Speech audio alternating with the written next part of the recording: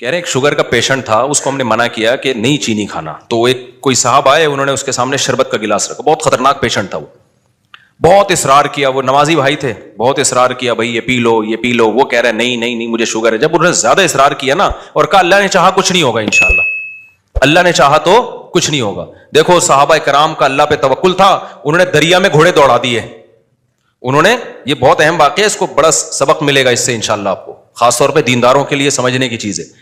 واقعہ ہے نا, ایک علامہ اقبال کا شعر بھی ہے اس پہ کہ دشت و دشت دریا بھی نہ چھوڑے ہم نے, کہ ہم نے تو صرف صحراؤں میں نہیں, ہم نے تو دریاؤں میں بھی, کرامت کے طور پر نا گھوڑے دریا میں چلا دیے تھے صحابہ نے. تو ان صاحب نے کہا, داڑھی بھی تھی نمازی بھی, انہوں نے کہا دیکھو صحابہ نے اللہ پہ توکل تھا, دریا میں گھوڑے چلا دیے انہوں نے. تو سامنے شکر ہے کوئی عقل مند بیٹھا ہوا تھا جس کو وہ کھلا رہے تھے نا پورا چینی کا شربت, اس نے کہا دیکھو اگر وہاں پل ہوتا نا پھر اللہ دریا میں گھوڑے نہیں, وہ ڈوبنا تھا انہوں نے, ہاں تو پل نہیں تھا اور مجبوری تھی جانا, صحیح ہے نا, پل ہوتا پھر صحابہ دریا میں چلاتے, پھر سوال ہی پیدا نہیں ہوتا کہ دریا میں گھوڑے چلتے. اللہ کہتا ہے پل ہے تو جاؤ نا, یا پل بنانے کا ٹائم ہوتا تو بھی نہیں. یہ جو قسطنطنیہ میں سلطان محمد فاتح نے قسطنطنیہ اور یہ جو آج کا استنبول ہے جب یہ فتح کیا تھا تو اس نے کوئی دریا میں تھوڑی گھوڑے چلا دیے تھے. ان کا یہ جو استنبول کا جو قلعہ ہے نا آج جو 4000 سال جس کی پرانی تاریخ ہے, میں نے وہاں جا کے ولاگ بھی بنایا ہے, یہ ترکی کا جو مشہور قلعہ ہے, یہ تو عیسائیوں کے ہاتھ میں تھا, بہت مضبوط عیسائیوں کی اسٹیٹ تھی, اور نبی صلی اللہ علیہ وسلم نے خوشخبری سنائی تھی کہ نعم الجیش جیش یغزو القسطنطینیہ, فرمایا سب سے بہترین لشکر, کیا ہی خوب لشکر ہے جو قسطنطینیہ فتح کرے گا. آپ مکہ میں اور ترکی کی فتوحات کی خوشخبریاں دے رہے ہیں. ہمارے نبی کا یہ ویژن دیکھو, ایک پیغمبر جو نہ لکھنا جانتے ہیں نہ پڑھنا جانتے ہیں, لیکن کتنے کانفیڈنٹلی وہ کہہ رہے ہیں کہ کیا خوب لشکر ہوگا جو قسطنطینیہ کو فتح کرے گا, اور خوشخبری دی, جنت کی بشارت دی. اسی وجہ سے مسلمان فاتحین شروع سے لگے ہوئے تھے اس میں, لیکن نہیں ہو پا رہا تھا. تو سلطان محمد فاتح نے کیا کیا, وہ بھی فوجیں لا کے بٹھا دی, لیکن اتنا مضبوط قلعہ ہے وہ جا ہی نہیں پا رہے بھائی. تو مشورہ ہوا, اب انہوں نے یہ نہیں کیا کہ جی ایک طرف سے سمندر ہے, وہاں بھی سمندر کٹا ہوا ہے نا, آپ میپ میں دیکھ سکتے ہیں, تو سمندر میں ہم کیا کرتے ہیں, بسم اللہ ہی اللہ پڑھ کے سمندر بھی نکل جاتے ہیں, بڑھ جانا, ڈوب جانا تھا انہوں نے, اور کیا.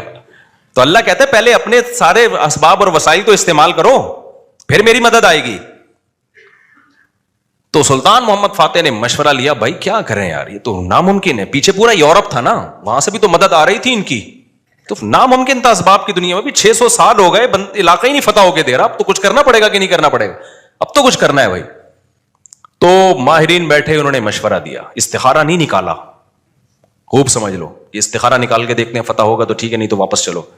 دیکھو وہ اسباب بھی اختیار کرتے تھے اور اللہ سے دعائیں بھی. سلطان محمد فاتح کے لشکر میں ہمیشہ کوئی نہ کوئی اللہ والے بزرگ اس وقت کے ہوتے تھے, ان کو صرف دعاؤں کے لیے لے کے جاتا تھا. وہ دیکھتا تھا نا ایک بزرگ ہیں, وہ لڑ نہیں سکتے, بوڑھے ہیں, کوئی بات نہیں حضرت آپ ہماری صف میں ہوں گے, ذکر کریں گے اور اللہ سے دعائیں, کیونکہ اللہ تقوی اور ذکر پر مدد کرتا ہے. تو ایسے سیکولر نہیں تھے کہ ہم اپنی توپوں پہ اعتماد کر لیں خالی, نہ نہ, ہمیں اللہ والے بزرگ بھی چاہیے. تو ایک نہ ایک بزرگ اس کی صف میں ہوا کرتے تھے جن کا کام ہے اللہ سے دعائیں مانگنا, خود بھی مانگتا تھا, لیکن بھائی وہ اپنے آپ کو سمجھتا تھا ہم اس لیول کے نیک نہیں ہیں, تو ایسے ایک بزرگ ہوں گے, ان کی برکت ہوگی, اللہ میں فتح دے گا. اور دوسرا اسباب بھی دبا کے استعمال کیے انہوں نے. سلطان محمد فاتح نے جب دیکھا نا یہ اتنا بڑا قلعہ اور اتنی چوڑی دیوار, میں نے ولاگ پہ آپ دیکھ لیں, اس کو اتنی چوڑی دیوار ہے بھائی, اس پہ تو پوری بیل گاڑیاں چلتی تھی دیوار کے اوپر, امپاسبل, ناممکن اس کو فتح کرنا. تو سلطان محمد فاتح نے بزرگ بھی رکھے اپنے پاس, اللہ اللہ بھی ہو, ذکر بھی ہو, اور پھر اپنے انجینئرز کو آرڈر دیا, دنیا کی سب سے بڑی توپ بنائی اس وقت اس قلعے کو فتح کرنے کے لیے, جس کو دیکھ کے آدمی, وہ توپ میں دیکھ کر آیا ہوں اس کا ڈیزائن, یا شاید وہی توپ رکھی ہوئی مجھے یاد نہیں ہے. اتنی بڑی توپ بنائی ہے نا, اس سے جو لوہے کا گولا نکلے گا تو دیوار میں کچھ ہلائے گا تھوڑا سا, وہ دیوار کچھ ایسے, جب 1000-2000 گولے نکلیں گے تو شاید دیوار میں کچھ دراڑ آ جائے. اتنی اسٹرگل کی اس نے, اور اتنے لوگ, ہم نے تو ترکی میں نا انہوں نے وہ بنایا ہوا ہے ایک آڈیٹوریم میں نا, وہاں پر ایک جیسے نہیں سیارہ گاہ ہمارے یہاں آپ کو ملتی ہے ادھر, پلانیٹوریم دیکھا ہوگا آپ نے, تو ایسے ہی انہوں نے وہ پوری تاریخ دکھاتے ہیں ویڈیو کی شکل میں, بڑا مزہ آتا ہے وہ دیکھنے میں, بڑا جوش پیدا ہوتا ہے یار, کیا خون خرابہ, اور ادھر سے گولے, پورا وہ منظر انہوں نے تاریخ کی کتابوں سے نکال کے اس کو فلمایا ہے. لیکن ایسے نہیں کہ پروجیکٹر پہ, بلکہ آپ جائیں گے نا تو آپ کو ایسا لگے گا آپ وہاں 3D میں آپ سمجھ لیں, آپ کو لگے گا آپ وہاں پہنچ چکے ہیں. وہ ایسا چیخیں نکلتی ہیں یار وہ منظر دیکھ کے, ایسے تھوڑی پیڑے کھائے ہیں مسلمانوں نے یار, پوری دنیا پہ حکومتیں کی ہیں, آج بیٹھے ہیں وزیر اعظم بن نہیں رہا. صحیح ہے نا. بہت محنتیں کی ہیں مسلمانوں کا ماضی بڑا خدا کی قسم شاندار تھا. میں بار بار کہتا ہوں نا, ایک گورے کی ویڈیو بھی میرے موبائل میں پڑی ہوئی ہے, وہ لندن میں یا امریکہ میں بھول گیا, یونیورسٹی میں وہ گورا لیکچر دے رہا ہے, ابھی میرے موبائل میں وہ ویڈیو پڑی ہوئی ہے. وہ گورا لیکچر دے رہا ہے, گورا کہہ رہا ہے تو وہ کالا, لیکن گورا اس سینس میں کہہ رہا ہوں کہ امریکن ہے, اس سینس میں کہہ رہا ہوں, یا تو میرا خیال ہے امریکن ہے, یو کے کا نہیں ہے, وہ ان کا جو لب و لہجہ ہے نا وہ امریکن لب و لہجہ. وہ یونیورسٹی میں لوگوں کو بتا رہا ہے کہ ونس اپون اے ٹائم, ایک ٹائم تھا کہ آپ کو مسلم سائنٹسٹ کے علاوہ دنیا میں کوئی سائنسدان نظر ہی نہیں آتا تھا. ہر فیلڈ میں کون سا سائنٹسٹ تھا؟ مسلمان. اور وہ کہہ رہا ہے کہ فلکیات کے علم میں مسلمانوں نے اتنی ترقی کی تھی. پھر بغداد کی یونیورسٹی کا نام لے رہا ہے وہ, بغداد میں جو ہماری خلافت تھی, تو وہ کہہ رہے کہ آج بھی جتنے ستاروں کے نام ہیں نا انگلش میں, سارے عربی سے آئے ہیں. سارے کہاں سے آئے ہیں؟ یہ عربی سے آئے ہیں. مسلمان یہ کام بہت پہلے کر چکے تھے. بڑا شاندار ماضی تھا ہمارا, لیکن ایسا ختم ہوا ایسا لگتا ہے ہم ہمیشہ سے ہی اسی طرح ہیں, ہمیشہ سے ہی ہم سے وزیر اعظم بن ہی نہیں پایا کبھی. ایسا نہیں ہے, ماضی ہمارا اور زیادہ پرانا ماضی نہیں ہے, 150-200 سال سے زیادہ پیچھے کی بات نہیں ہے. یہ چند غلطیاں ہوئی ہیں جس کی سزا ہم بھگت رہے ہیں. اس میں مذہبی لوگوں سے بھی ہوئی ہیں, حکمرانوں سے بھی ہوئی ہیں, دونوں طبقوں سے ہوئی ہیں. کسی ایک طبقے کو آپ ذمہ دار نہیں ٹھہرا سکتے. تو اس میں ایک بہت بڑی غلطی یہ ہوئی ہے کہ مذہب کو سائنس سے کیا کر دیا؟ الگ کر دیا. یہ بہت بڑی مسٹیک ہوئی ہے. جبکہ ہمیں داؤد علیہ السلام, سلیمان علیہ السلام کے واقعات میں کیا ملتا ہے؟ اللہ نے سلیمان علیہ السلام کو جب دنیا کا حکمران بنایا ہے تو اللہ نے اسباب اور وسائل بھی دیے تھے ان کو. وہ اسباب کیا تھے؟ لوہا ان کے ہاتھ میں پگھلا دیا اللہ تعالیٰ نے. داؤد علیہ السلام کو حکم دیا زرہیں بناؤ, زرہیں. اللہ کہہ دیتا کہ اے داؤد تو زمین پر حکومت کرے گا, لڑائی کرے گا, زرہیں بنانے کی ضرورت نہیں ہے. آیت الکرسی پڑھ کے ہر مجاہد پہ پھونک لگائی, دم کیا, دشمن کی تلوار چلے گی نہیں. یہی چل رہا ہے نا آج کل. داماد انسان کا بچہ نہیں بن رہا, آیت الکرسی پڑھ کے پھونکو اور اس کو جو ہے وہ تعویذ کرا دو تو ٹھیک ہو جائے گا. پوری 10-10 سال دامادوں کے ٹھیک کرنے میں بیٹیوں کی زندگیاں تباہ کر دی. قرآن کیا کہتا ہے؟ ان خفتم اللہ یقیما حدود اللہ, حدود اللہ پہ قائم نہیں رہ سکتے بھائی, خلا لینے کی کوشش کرو اس پاگل سے. 2-3 موقع دے دیے ٹھیک ہونے کے, ہو گیا ٹھیک ہے, نہیں تو اگر برائی اس قابل ہے کہ برداشت کے قابل ہے تو برداشت کرو. بلا وجہ گھر نہیں توڑنا چاہیے, بالکل برداشت کے قابل نہیں ہے, جان چھڑاؤ بھائی اس آدمی سے.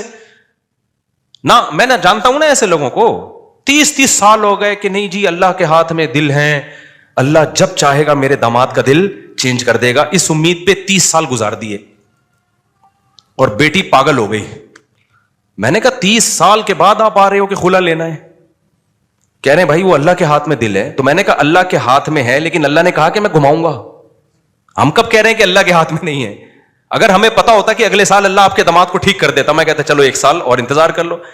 اللہ کے ہاتھ میں ہے, لیکن گھمائے گا کہ نہیں گھمائے گا یہ اللہ نے نہیں بتایا. بلکہ اللہ نے جو بتایا ہے انک لا تہدی من احببت, آپ اس کو ہدایت نہیں دے سکتے جس سے آپ محبت کرتے ہو. یہ تو حضرت ابو طالب کے بارے میں نازل ہوئی ہے کہ نبی کے چچا ایمان نہیں لائے تو نبی غمزدہ تھے. اللہ نے فرمایا کہ آپ جس سے محبت ہے ہدایت نہیں ملے گی, اس کو ملے گی جس کو اللہ چاہے گا. اور چاہے گا کس کو؟ جو خود چاہے گا. یہ بھی قرآن کہتا ہے جو خود چاہے گا اسی کو ملے گی, جو خود نہیں چاہے گا تو بھائی چاہے نبی کا چچا بھی ہو نہیں ملے گی. تو میں نے کہا بھائی نبی کے چچا کو نہیں ملی ہدایت, آپ کے داماد آپ کے نبی سے بھی آگے ہو, تو ہم تو گراؤنڈ ریئلٹی کو دیکھ کر فیصلہ کریں گے. 1 سال بہت ہوتا ہے کسی کو تجربے میں. اب انسان کا بچہ نہیں بن رہا, نہ نان نفقہ دے رہا ہے, وہ بے تحاشا مارتا پیٹتا ہے, ٹارچر ذہنی کر کے اس کو بیچاری کی زندگی بیڑا غرق ہو گیا اس. میں نے کہا خود ہی مر جائے گا, تھوڑے دنوں میں خلا کے تکلف کی ضرورت کیا ہے؟ طلاق لینے کی کیا ضرورت ہے اس سے؟ اسلام جو ہے نا وہ دقیانوسی نہیں سکھاتا میرے بھائی. مسلمانوں نے ایسے ہی نہیں دنیا پہ حکومتیں کر لی ہیں. داؤد علیہ السلام کو اللہ نے, داؤد علیہ السلام قرآن کہتا ہے نا پوری دنیا پہ داؤد علیہ السلام نے, پوری دنیا نہ بھی ہو, دنیا کے ایک بہت بڑے حصے پر جو حکومت کی ہے, تو قرآن کیا بتاتا ہے کیسے کی حکومت, کیسے کی حکومت؟ پھونکے لگا لگا کے کی. قرآن ان کی عبادت کا بھی تذکرہ کرتا ہے. دن میں روزہ رکھتے تھے, راتوں کو تہجد پڑھتے تھے, اس کا بھی تذکرہ کرتا ہے. یہ بھی ضروری ہے, ورنہ ایک سیکولر فوج میں, مجاہدین میں اور ایک مذہبی لوگوں میں کوئی فرق نہیں رہے گا. اللہ کہتے ہیں جب تم اللہ کی راہ میں لڑو گے کثرت سے اللہ کا ذکر کرو, کیونکہ تم لڑ رہے ہو اللہ کی مدد پہ, تو اللہ کو یاد بھی تو رکھو نا, لیکن ساتھ ساتھ اسباب اور وسائل بھی خاندانی طریقے سے استعمال کرنے ہیں. تو اللہ نے داؤد علیہ السلام کو کیا کہا؟ زرہیں بنائے لوہے کی. اور کیسے کہا؟ یہ بھی نہیں کہا کہ بنا دیں بس باقی میں خود ہی جوڑ دوں گا. قدر فی السرد, ان کی لڑیاں جوڑنے میں بھی اندازوں سے جوڑیں کہ کیسے اس اندازے کا مطلب کیا ہے. کیونکہ جب زرہیں بنائی جاتی ہیں نا لوہے کے لباس جو جنگ میں استعمال ہوتے ہیں, تو ظاہر ہے جس فوجی کے لیے, جس مجاہد کے لیے بنوائی جا رہی ہیں اس کو لیٹنا بھی ہوگا, اس کو بیٹھنا بھی ہوگا, اس کو گھوڑے پہ چھلانگ لگا کے بیٹھنا بھی ہے, تو وہ موویبل ہوں, وہ مڑ سکیں آسانی سے. تو اس کے لیے بہت ٹیکنیکل طریقے سے اس کو ایڈجسٹ کرنا ہے. تو قدر کا مطلب اس کی ایڈجسٹمنٹ بڑی خاندانی ہونی چاہیے. نہیں آئی میرا خیال ہے بات سمجھ میں. یہ بھی نہیں کہا کہ اللہ میاں نے کہ زرہیں بنانے رسی سے جوڑ لینا. یہ ایک تار نہیں ہوتی جو الیکٹریشین کے پاس ہوتی ہے, یہ والی تار سے یوں کرنا. ہمارے یہاں جگاڑو کام ہو رہے ہوتے ہیں کہ نہیں ہو رہے؟ جاپان میں جگاڑو کام نہیں ہوتے. ہمارے ہر کام کیا ہے؟ کمپیوٹر کو بھی ٹھنڈا کر رہے ہیں پنکھے پہ نا آگے. میں نے نیٹ پہ ایک ویڈیو دیکھی ہے, سسٹم کو ٹھنڈا کرنے کے لیے ایک الگ سے پنکھا چلایا ہوا ہے جو کمپیوٹر کو کم اور آپ کو زیادہ ٹھنڈا کر رہا ہے. منہ پہ ہوا آ رہی ہے ڈائریکٹ اس کی. خیر, تو قدر فی السرد, مینجمنٹ اسلام کا ایک حکم ہے. صفوں کو سیدھا کرنے کا حکم ہے یا نہیں ہے؟ اللہ میاں کہتے ہیں نماز پڑھنے آؤ, تھوڑے بہت آگے پیچھے ہو گئے کوئی مسئلہ نہیں ہے یار, قبول کرنے والا کون ہے؟ اللہ ہے, کر لے گا. نہ اتنی بھائی جب کھڑے ہو سیدھے تو پھر سیدھے ہونے چاہیے. ذرا سا بھی پیٹ آگے نکلا ہوا نہ ہو, سینہ آگے نکلا ہوا نہ ہو. نبی صلی اللہ علیہ وسلم اقامت کے بعد کیسے صفوں کو سیدھا کرتے تھے.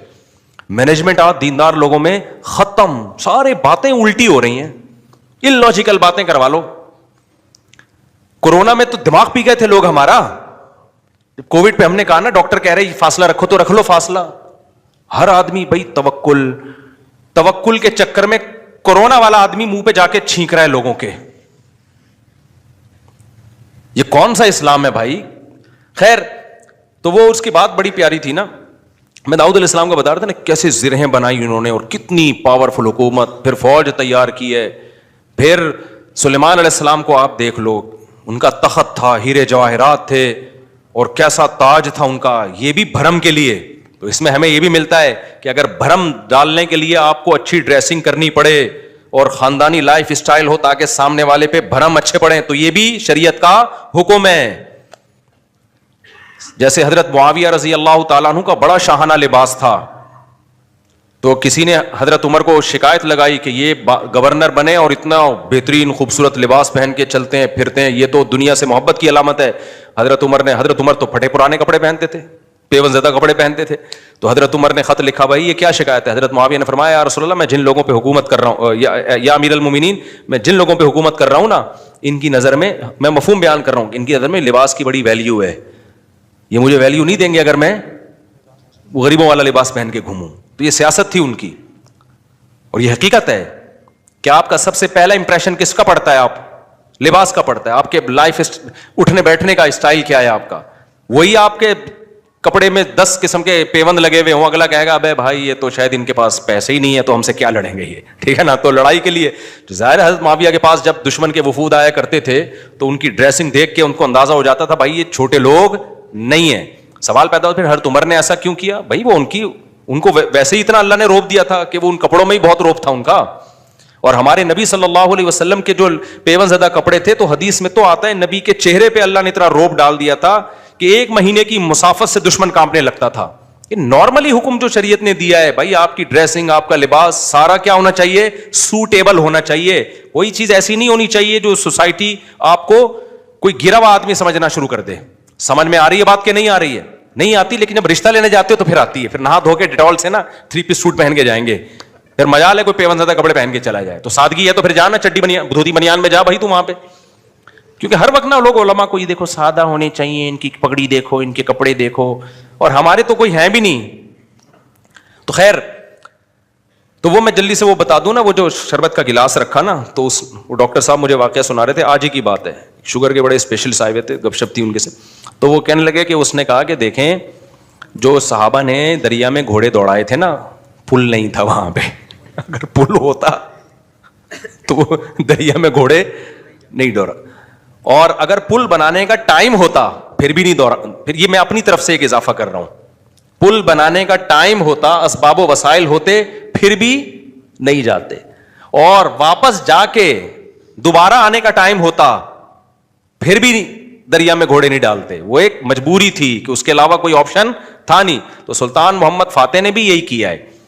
اس نے کیا کیا کہ بزرگ بھی رکھے ہوئے ہیں, اللہ سے دعائیں مانگے اور پھر اسباب اور وسائل اختیار کیے. بھائی یہاں پانی ہے تو پانی کو کراس کرنا ہمارے لیے, سوری پیچھے سمندر ہے, بیچ میں خشکی ہے, پانی نہیں تھا, خشکی سے ہٹ کے آگے پانی ہے.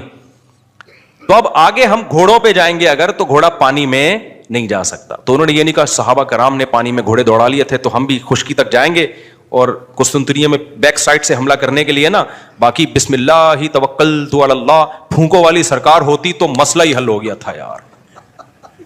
یہ تو پہلے ذہن میں آ جاتا نا میرے, بہت لیٹ آیا دماغ میں. ایک شف سرکار حضرت وہ سلطان محمد فاتح اپنے پاس رکھتا, شف, اور پورا قسطنطنیہ ہی بڑھ جاتا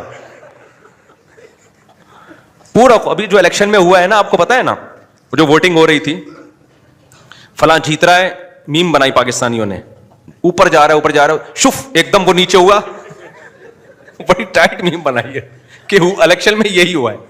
بندہ کون جیت رہا ہے, ایک دم شف کر کے شف, فوراً نیچے. ایسے ہی رپورٹیں چینج ہو رہی تھی نا الیکشن کی, جو لوگ ٹی وی کے آگے یا خبروں میں بیٹھے ہوئے تھے. تو پاکستان میں ایک سرکار ہے جس کو سچی مچی کی شف سرکار ہے, وہ تو عز منتشا وہ تو ذل منتشا. تو اس لیے جو سیاستدانوں میں جو سمجھدار لوگ ہیں نا, وہ اس جو پاکستان کی جو اصل شف سرکار ہے نا, اس سے بنا کے رکھتے ہیں. ٹھیک ہے کہ ہم بے شک ایک ووٹ بھی نہ ملا, جب انہوں نے کہا شف, فوراً ہم کہاں چلے جائیں گے, اوپر. تو اچھا خیر سمجھ گئے نا کون سی سرکار ہے. ایک تو یہ سرکار ہے, جو ایک اور سرکار ہے جو اصل شف سرکار ہے, وہ بڑی پاورفل سرکار ہے, وہ اس کا شف اصل شف ہے, اس کو ہم مانتے ہیں کہ یار وہ جب شف کرے نا, وہ یہ تو ڈرامہ کر رہے ہیں نا, ڈرامہ کر رہی. تو سلطان محمد فاتح نے کیا کیا, مشورہ کیا, بھائی کیا کریں. مشورہ یہی طے ہوا کہ یار کچھ نہ کچھ تو کرنا پڑے گا. تو ایک ماہر نے مشورہ دیا کہ دیکھو ہم جو ہمارے بحری جہاز ہیں, وہ کشتیاں بہت بڑی بڑی تھیں, جہاز نمائی تھیں وہ, تو ہم ان کو جب تک خشکی پہ چلا کے آگے پانی تک نہیں پہنچائیں گے نا, تو ہم یہ قلعہ کبھی بھی فتح, مزید 600 سال لگ جائیں گے ہمیں, ناممکن ہے. ہمارے پاس اب ایک ہی آپشن ہے, جانیں ضائع ہو رہی ہیں, روز تیر اندازی ہو رہی ہے, لوگ ڈیلی بیسس پہ شہید ہو رہے ہیں, اور پہلے بھی کئی حملے ناکام ہو چکے ہیں, تو اب یہ رسک لینا پڑے گا, آر یا پار. اب یہ بہت مشکل کام تھا. کیوں؟ رات میں لوگ سو رہے ہیں, راتوں رات آپ نے یہ کرنا ہے. اب خشکی پہ کیسے چلائیں بھائی پانی, یعنی اس جہازوں کو؟ تو اس کا طریقہ یہ ہے کہ جتنے جانور ہیں نا, اونٹ, گائے, دمبے, سب ذبح کر دو اور سب کی چربی کو پگھلا کے زمین پہ ڈال دو. اور یہ صبح صادق سے پہلے پہلے کام کیا ہو جانا چاہیے, ختم. اور اس کے بعد یہ کشتیاں رکھ کے نا, لکڑیاں رکھ کے ان کو دھکے دیں گے, کیونکہ ورنہ کون لے جا سکتا ہے, کیونکہ اگر دھکے دے دے کے تو ناممکن ہے نا خشکی پہ آپ کسی ایک چھوٹی سی لانچ کو دھکا دینے کی کوشش کرو, کوئی بھی نہیں دے سکتا. تو ہوگا یہ, اور دیں گے بھی اتنا ٹائم لگ جائے گا کہ دشمن تو دیکھ لے گا بھائی یہ لوگ تو یہاں سے آئے, تو راتوں رات یہ کام کرنا ہے. کتنا بڑا یہ گوروں نے ہسٹری میں لکھا ہے کہ ایسا کام کیا ہے جس کا تصور نہیں تھا. اتنی محنت خرچ ہوئی ہے اس کے اوپر. کیا موٹی موٹی توند اور موٹے موٹے پیٹ ہوتے اگر اس وقت مسلمانوں کے, اور صبح و شام بریانی اور قورمے کے ڈھکن کھل رہے ہوتے, اور تیجے کے نام پہ, 40ویں کے نام پہ, شب برات کے نام پہ یہ سب چیزیں کھا رہے ہوتے, تو یہ کر لیتے؟ بولتے کیوں نہیں؟ میں بار بار کہتا ہوں کسی بڑے پیٹ والے کا مذاق اڑانا مقصد نہیں ہے. کچھ لوگوں کا نیچرلی پیٹ بڑا ہوا ہوتا ہے, وہ تو قدرت کی طرف سے, وہ صحابہ میں بھی تھا, بڑے بڑے بزرگوں میں تھا. لیکن یہ جو کھا کھا کے توندے نکل رہی ہیں نا, زیادہ کھا کھا کے, یہ بہت برا عمل ہے. نبی صلی اللہ علیہ وسلم کی بخاری کی حدیث ہے, اس امت میں سب سے پہلی جو برائی آئے گی نا, جھوٹ اور بڑے پیٹ, موٹاپا. یہ حدیث ہے صحیح. تو قدرتی طور پر کسی کا پیٹ بڑا ہے تو ایک الگ بات ہے. تو اب انہوں نے کیا کیا, فوراً وہ ساری جانوروں کو رات کو, بھائی اب یہ اس کے علاوہ کوئی آپشن ہمارے پاس نہیں. پھر اللہ سے دعائیں بھی مانگ رہے ہیں, دعائیں بھی مانگ رہے ہیں کہ اللہ ہمارے بس میں جو تھا ہم نے کر دیا. تو وہ پگھلا کے پورا فرش بنایا راتوں رات. جو عیسائیوں کی اسٹیٹ تھی ان کے تصور بھی نہیں تھا کہ یار کوئی کسی کا دماغ یہاں بھی جا سکتا ہے, کسی کا دماغ یہاں بھی جا. کتنی محنت کی ہوگی انہوں نے اس وقت. کاش ویڈیو کیمرے ہوتے نا, وہ فلما لیتے یہ ساری چیزیں. پھر وہ راتوں رات کشتیاں لے جا کے نا اس پہ سب کو پار کیا, پانی میں اتار دیا. صبح صادق سے پہلے وہ بہت بڑی فوج مجاہدین کی وہ پیچھے سمندری جہازوں پہ سوار ہو چکی تھی. صبح صادق سے پہلے یہ کام ہو چکا تھا. اور پھر بیک سائڈ سے نا پانی پہ اترے وہ لوگ, اور پھر انہوں نے حملہ کیا. وہ عیسائیوں کو تو انہوں نے تو آگے دیکھ رہے ہیں نا, وہ ان کو کیا پتا پیچھے سے بھی کوئی حملہ کر سکتا ہے. ادھر سے انہوں نے تیر اندازی کی ہے, ادھر سے پیچھے سے حملہ کیا. وہ تو حیران ہو گئے, یار یہ بندے آئے کہاں سے ہیں یہ لوگ, بیچ میں تو خشکی ہے, اس میں تو جہاز آ ہی نہیں سکتا. یہ اسٹرگل اور یہ محنت کرنی پڑتی ہے بھائی, پھر قومیں بنتی ہیں. وہ زوں سے نہیں بن جاتی خالی قومیں, سمجھ رہے ہو. ابھی چھوڑو یہ, پھر یہ زوں کاٹ دینا یار, ایک میم ہے پھر وہ اچھا نہیں ہے. تو وہ ہے نا, میں جاپان گیا زوں, وہ دیکھا ہے آپ لوگ؟ ابے نہیں, آپ لوگ میمز نہیں دیکھتے آپ لوگ, مجھے لگتا ہے. خیر, ابھی ہمارے سابق وزیر اعظم کا بیان آیا تھا کہ میں جاپان گیا زوں آواز آئی, پھر میں جاپان گیا زوں آواز آئی. تو ایسے بنتی ہیں قومیں زوں. اس پہ لوگوں نے بڑی میمز, یہ کٹ کر دینا, وہ ورنہ پھونکو, جو ہماری سرکار جو اصل پھونک والی ہے وہ مسئلہ. اچھا خیر, تو خیر, تو یہ ہے اسباب. اب موسیٰ علیہ السلام جب آگے دریا کے آگے آ کے کھڑے ہوئے ہیں, تو اگر وہاں پل ہوتا تو پھر لاٹھی کو حکم ہوتا کہ سمندر پہ ماریں اور وہ 12 چشمے اس سے 12 راستے بن جائیں, پھر ہوتا. اللہ میں کہتے ہیں پل سے جاؤ بھائی. یا واپسی کا آپشن بھی اگر ہوتا نا کہ بھائی فرعون پیچھے سے آ رہا ہے, آگے راستہ نہیں ہے, تو یہ والا راستہ یہاں سے, تو بھی یہ نہ ہوتا, یہ والے راستے سے جائیں. جب تک اسباب اختیار کرنا ممکن ہوتا ہے, اللہ کی آسمانوں سے مدد نازل نہیں ہوتی. اللہ کہتے ہیں پہلے پورے اسباب تم نے اختیار کرنے ہیں, اس کے بعد پھر میں جہاں تم ختم ہوگا وہاں سے میں شروع ہوں گا. ہم لوگ کچھ کرنے سے پہلے ہی ڈائریکٹ کہاں استخاروں پہ چلے جاتے ہیں, ڈائریکٹ. تو اس میں ایک بات خوب یہ بھی اچھی طرح سمجھ لو کہ آج کل نا, ایک تو لوگوں میں توکل ویسے ہی نہیں ہے, اللہ پہ اعتماد نہیں ہے, اور پیسوں کے پیچھے بھاگتے رہتے ہیں. لیکن کچھ لوگوں میں غیر ضروری توکل بھی آ جاتا ہے. علماء نے لکھا ہے اگر آپ کو اللہ نے مالی وسائل دیے, میں نے بہت لوگ دیکھے ہیں جاب گئی اور روڈ پہ آ گئے, ایک دم برباد ہو گئے. وہ کاروبار کروڑوں کا بزنس چل رہا تھا, کوئی نقصان ہوا. ابھی کچھ دن پہلے ایک بندہ ملا, کروڑوں روپے میں کھیلا تھا, پولٹری فارم کا اس کا بزنس تھا پشاور میں. تو کہہ رہا ہے یار کوئی بیماری آئی, ساری مرغیاں مر گئیں اور میں دیوالیہ نکل گیا, میرا ڈپریشن میں چلا گیا. میں نے کہا میرے بھائی ایسا کام کیا کیوں آپ نے, کیا آپ کو پتا نہیں ہے مرغیاں بیماریاں آتی ہیں؟ کہہ رہے آتی ہیں لیکن میں تو ویکسین ہوں. میں نے کہا کیا آپ نے تحقیق نہیں کی کہ ویکسینیشن کے بعد بھی بعض دفعہ ساری مرغیاں مر جاتی ہیں؟ تو کچھ تو آپ کو رکھنا چاہیے تھا نا.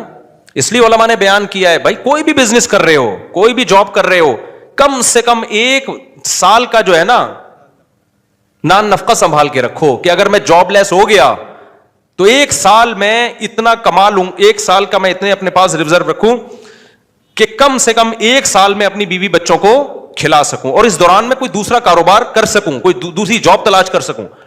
ہاں اس سے بہت زیادہ 10 سال کی 20 سال کی پلاننگ, پھر یہ توکل کے خلاف ہے. لیکن 1 سال 2 سال 1.5 سال کچھ تو کرے نا آدمی. نہیں جی جس اللہ نے آج کھلایا کل بھی کھلائے گا. تو اگر اللہ نے اس طرح سے وعدہ کیا ہوتا تو پھر لوگ روڈوں پہ کیوں بیٹھے ہوئے ہوتے, جھونپڑوں میں کیوں سو رہے ہوتے؟ فوراً ایک آیت پڑھ لیتے ہیں وما من دابۃ الا علی اللہ رزقها, ہر کا اللہ نے روزی دینے کا وعدہ کیا. اللہ نے وعدہ کیا ہے لیکن آپ پورے اسباب اور وسائل اختیار کرو گے. ہاں ہوس نہ کرو جیسے جمع کر کے لوگ پاگل ہوئے ہیں, یہ غلط ہے. لیکن ایسا توکل جائز نہیں ہے کہ آپ جو ہے وہ جو اللہ نے اسباب اور وسائل رکھے ہیں اس سے بھی کو بھی آپ اگنور کرنا شروع کر دو. حالات کا کچھ پتہ نہیں ہوتا. مولانا تھانوی رحمہ اللہ تعالیٰ تو بہت توکل والے تھے لیکن اس میں بہت حساس تھے. وہ جب زبان سے جو منہ سے نوالا چھنتا ہے نا, ایمان بھی جاتا ہے آج کل لوگوں کا. ایک روایت ہے, اگرچہ روایت ضعیف ہے لیکن وہ قاد الفقر ان یکون کفرا او کما قال صلی اللہ علیہ وسلم, فرمایا فقر و فاقہ بعض دفعہ کفر تک پہنچا دیتا ہے. عورتیں اپنی عزتیں بیچنے پہ آ جاتی ہیں فقر و فاقہ کی وجہ سے. تو ایسا توکل نہیں کیا جائے. تو اتنا کم از کم اپنے پاس ہو کہ بھائی کل آپ اگر خدا نخواستہ بے روزگار ہو جاتے ہیں, اور یہ کہ آپ نے مرغیوں کا پولٹری فارم کھولا ہوا ہے اور فرض کر کے بیٹھے ہوئے ہیں کہ چونکہ میں نے اللہ سے تہجد میں دعا مانگی ہے اب ان پہ کوئی بیماری نہیں آئے گی. بھائی دعا بھی مانگو, بیماریوں سے میرا تو پورا دیکھو نا, ابھی 35 مرغیاں مر گئی میری. ایک بیماری آئی تھی ایک دم جنازے اڑو, چھوٹی سی میری غلطی تھی لیکن وہ 2.5 سال سے مری نہیں تھی, اب مری ہیں تو ٹک ٹک ٹک کچھ بچ گئی ہیں الحمدللہ, ساری نہیں مری ہیں کیونکہ وہ ہمارے گھر ہی کے چوزے تھے جو بڑے ہو گئے. تو ایک غلطی ہوئی تھی مجھ سے, اب انشاءاللہ آئندہ وہ غلطی نہیں کروں گا, لیکن تجربہ تو بڑھ گیا نا, نقصان تو ہو گیا نا. تو اللہ پہ اعتماد اور توکل اس کا ایک مطلب ہے جو شریعت نے بتایا ہے. تو وہ شوگر کے پیشنٹ نے بڑی اچھی بات کی, اس نے کہا حضرت جو گھوڑے دوڑائے تھے نا صحابہ کرام نے, وہ پل نہیں تھا وہاں پہ, اس وجہ سے مجبوراً دوڑا لیے تھے. تو اللہ میاں نے مجھے کھانے کی اتنی چیزیں دی ہیں کہ میں بھوک سے مر نہیں رہا ہوں. اگر مر رہا ہوتا تو جان بچانا فرض تھی, پھر میں یہ شربت کا گلاس اللہ پہ توکل کر کے پی لیتا کہ فی الحال تو جان بچاؤ, پھر دیکھیں گے شوگر کہاں جا رہی ہے کہاں نہیں جا رہی, یا اور چیزیں جو ہے وہ میرے لیے دنیا میں ختم ہو گئی ہیں, یا شوگر سے میں نے مرنے کا ارادہ ہی کر لیا ہے, خودکشی کا ارادہ ہی کر لیا ہے, تو پی لوں گا. تو کبھی بھی اس طرح کے یہ بے موقع توکل ہوتا ہے. ایک اور ہمارے دوست تھے, ان کو بھی شوگر, وہ بھی اسی طرح کہہ رہے یار بندہ کھاتا ہوا بس جو ٹینشن لیتا ہے نا وہ مر جاتا ہے. تو یہ سب فضول قسم کی باتیں ہوتی ہے. اللہ نے مسلمان جو ترقی نہیں کر رہا نا, اس میں ان باتوں کا بہت بڑا دخل ہے. جب یہ اپر لیول پہ ہوتی ہیں تو پھر اپر لیول پہ نقصان ہوتا ہے. انفرادی زندگی میں اس طرح کی باتیں ہوتی ہیں تو انفرادی زندگی میں نقصان ہوتا ہے. سمجھتے ہو کہ نہیں سمجھتے ہو؟ اب جلدی سے میں بات کو سمیٹ کے ختم کروں جو بیان میں لے کے چلا تھا.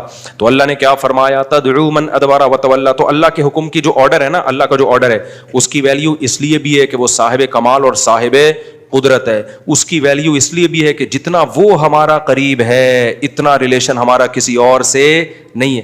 دیکھو ماں باپ سب سے زیادہ قریب ہوتے ہیں, تو ہمیں ماں باپ دینے والا کون ہے؟ اللہ ہے. اللہ کہتے ہیں هو اعلم بكم اذ انتم اجنة في بطون امهاتكم. تم جب اپنی ماں کی پیٹ میں جنین تھے, جنین کہتے ہیں چھپے ہوئے, جب تمہارے ماں باپ بھی تم کو نہیں جانتے تھے, وہ اس وقت سے تمہیں جانتا ہے, اس وقت سے تمہیں جانتا ہے. تو اللہ سے زیادہ انسان کا ریلیشن کسی کے ساتھ نہیں ہے. تیسری چیز اللہ کہتے ہیں جتنے میرے احسانات ہیں, تیسری چیز احسان ہوتا ہے نا جس کی وجہ ہم کسی کے آرڈر کو مانتے ہیں, میرے احسانات جتنے زیادہ ہیں اتنے تو یعنی اللہ کہتے ہیں میرے احسانات کو نا تم قلم سے لکھنا شروع کرو, پوری دنیا کے درخت قلم بن کے گھس کے ختم ہو جائیں گے, اور سمندروں کی سیاہی ان قلموں میں استعمال ہو کے ختم ہو جائے گی. اور وَإِن تَعُدُّوا نِعْمَةَ اللَّهِ لَا تُحْصُوهَا. اللہ کی نعمتوں کو لکھنے بیٹھو گے قلم گھس کے ختم, اور سمندر کی سیاہی ختم, اللہ کی نعمتیں ختم نہیں ہوں گی. اور ایک ایک نعمت اتنی پاورفل ہے نا, کروڑوں خربوں میں بھی وہ سستی ہے. ایک آنکھ کی نعمت دیکھ لو, آپ کے پاس 1 کروڑ روپے ہو, خون پسینے کی کمائی ہو, ایک بندہ کہ کروڑ دے یا آنکھیں دے, کیا دو گے آپ؟ آپ کروڑ روپے ڈاکوؤں کو دے رہے ہوتے ہیں نا جان بچانے کے لیے, ڈاکوؤں کو دے نہیں رہے ہوتے صبح شام کے جان بچے یار. آنکھوں کی نعمت ہے, سننے کی نعمت ہے, چکھنے کی نعمت ہے, ہر نعمت, اتنی قیمتی نعمتیں, ایک ایک نعمت جو اللہ نے انسان کو اس کی باڈی میں جو نعمتیں لگا دی ہیں, اتنی قیمتی نعمتیں ہیں. تو یہ اللہ کے احسانات ہیں. اللہ کہتے ہیں اس کا سوچتے رہو گے یہ احسانات کبھی ختم نہیں ہوں گے. حضرت ڈاکٹر عبدالحی صاحب رحمہ اللہ تعالیٰ کا معمول تھا, وہ کہتے ہیں میں رات کو سونے سے پہلے نا, کیونکہ لوگوں کی عادت ہوتی ہے نا کہ یہ بھی میرے ساتھ غلط ہوا, یہ بھی میرے ساتھ غلط ہوا, یہ مسئلے میرے ساتھ, یہ مسئلے, بعض لوگ ہمیشہ منہ ان کا بیچاروں کا آڑا ترچھا ہی رہتا ہے, مہنگائی ہو گئی, یہ وزیر اعظم ہی نہیں بن رہا, اور ابے یہ تو تمہارے مسئلے ہیں ہی نہیں, یہ کیوں لے رہے ہو ٹینشن یار, یہ ہمارا کام تھوڑی ہے, وہ ٹینشنیں لو جو تمہاری ہیں. تو یہ بھی نہیں ہو رہا, یہ بھی نہیں ہو رہا, صبح شام. تو حضرت مولانا شفیق تھانوی رحمہ اللہ کو کسی بزرگ نے خط لکھا کہ حضرت یہ بھی میرے ساتھ مسئلہ ہے, یہ بھی مسئلہ ہے, یہ بھی مسئلہ ہے. تو حضرت حکیم الامت چونکہ مصلح تھے نا, پیر و مرشد, پہلے پیر و مرشد ایسے ہوتے تھے, انہوں نے پورے خط کے آخر میں ایک جواب لکھا کہ افسوس کے شکر کا جملہ ایک بھی نہیں لکھا, سارے مسئلے ہی بتائے ہیں. تو سمجھ گیا کہ بھائی تربیت نہیں ہو رہی ہے, تربیت ہو گئی ہوتی تو کیا بتا رہے ہوتے, حضرت یہ بھی ٹھیک, وہ بھی ٹھیک, یہ بھی ٹھیک, ٹھیک ہے نا. تو خیر وہ تو پھر تربیت ہوئی ان کی الحمدللہ, بڑے بزرگ بنے وہ. تو وہ فرماتے تھے کہ میں جب رات کو سونے سے پہلے میں کیا کرتا ہوں, دیکھتا ہوں, یہ نہیں دیکھتا کہ کیا کیا غلط ہے, یہ دیکھتا ہوں کیا کیا ٹھیک ہے. تو میں دیکھتا ہوں الحمدللہ گھر والے صحت مند ہیں, بچے میرے ماشاءاللہ سارے زندہ ہیں اور صحت مند ہیں, کوئی چھوٹی موٹی بیماری ہے لیکن خطرناک نہیں ہے. اللہ کا شکر ہے کل گھر کا راشن کل کا کم از کم ہے, ناشتے کا بھی, دوپہر کھانے کا بھی, رات کھانے کا بھی. اللہ کا شکر سونے کی جگہ بھی ہے. بہت سے لوگوں کے پاس رات کو سر چھپانے کی جگہ نہیں ہے, بہت سے لوگوں کو ایسی خطرناک بیماریاں لگی ہوئی ہیں, بڑے بڑے 1000 گز کے بنگلوں میں ایئر کنڈیشن روم میں سو رہے ہیں, کینسر ہے خطرناک, کوئی ٹی بی ہوئی ہوئی ہے, کوئی ایسی ڈینجرس بیماری ہوئی ہوئی ہے, ہم ان سے کروڑا گنا اچھے ہیں. تو ہر چیز میں نا اللہ کا شکر, یہ نعمت, یہ نعمت, یہ نعمت, اس سے کیا ہوتا ہے دل میں اللہ کی محبت پیدا ہوتی. پانی مل رہا ہے, کھانا مل رہا ہے. کتنی نعمتیں, اور سب سے بڑی نعمت ایمان. ہم اس اللہ کو پہچانتے بھی ہیں جس نے ہمیں پیدا کیا. تو اس طرح سے نا سوچنا چاہیے ہمیں بھی. جب پانی بھی پیو نا, حدیث میں آتا ہے اللہ بندے سے خوش ہو جاتا ہے جب وہ الحمدللہ کہتا ہے آخر میں. کافر نہیں کہتا. آپ کسی سیکولر, آج کو مسلمانوں میں بھی کافروں جیسے بہت ہو گئے ہیں. آپ بولو نا الحمدللہ بولو تو غصہ کرے گا آپ کے اوپر. کسی مولویوں کے پاس سے لگ رہا ہے بیٹھ کے آ رہا ہے, مولویوں کے پاس سے بیٹھ کے آ رہا ہے. بھائی سبحان اللہ الحمدللہ مولویوں کی باتیں, بھائی مولویوں کی تھوڑی ہے یار. یہ جس نے تمہیں دیا ہے آسمان سے برساتا ہے تمہارے لیے. پھر کہتا ہے اللہ کہتے ہیں کہ فسلکہ ینابیع فی الارض, زمین کے سوتوں میں داخل کرتا ہوں. ارأیتم ان اصبح ماؤکم غورا, بتاؤ یہ پانی اور نیچے چلا جائے تو کون ہے جو نکال کے لائے گا؟ پانی ایک سطح تک نیچے جاتا ہے, پیٹرول والی سطح پہ نہیں پہنچتا پانی. اللہ نے ایک نظام بنایا ہوا ہے بھائی یہاں تک جائے گا, اس سے زیادہ نیچے, ورنہ کون سی چیز ہے جس کو نیچے جانے سے روک رہی ہے؟ اور نیچے چلا جاتا. پھر پیٹرول والی کمپنیوں کو آرڈر دیتے کہ نکالیں پانی. ایک ایک نعمت, یہ پانی پیا کرو, سوچا کرو بھائی یہ کہاں سے آ رہا ہے. فلٹر کا پانی بھی تو کہیں نہ کہیں سے آ رہا ہوتا ہے نا جو ہم پی رہے ہوتے ہیں. تو ایک ایک نعمت, تو ہر نعمت پہ انسان کو سوچنا چاہیے.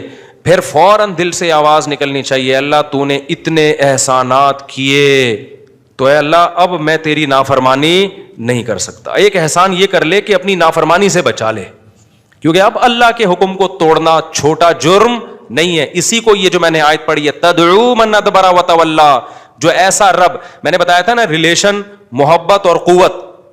بعض دفعہ ریلیشن نہیں ہوتا صرف محبت ہوتی ہے, بعض دفعہ صرف قوت ہوتی ہے. اللہ میں تینوں چیزیں جمع ہیں اور علی وجہ الکمال جمع ہیں تینوں چیزیں, محبت بھی ہے, ریلیشن بھی اور طاقت بھی, ایک ہی ذات میں. اور ایسی طاقت جو کسی میں نہیں, ایسا ریلیشن جو کسی میں نہیں, ایسے احسانات جو کسی میں نہیں.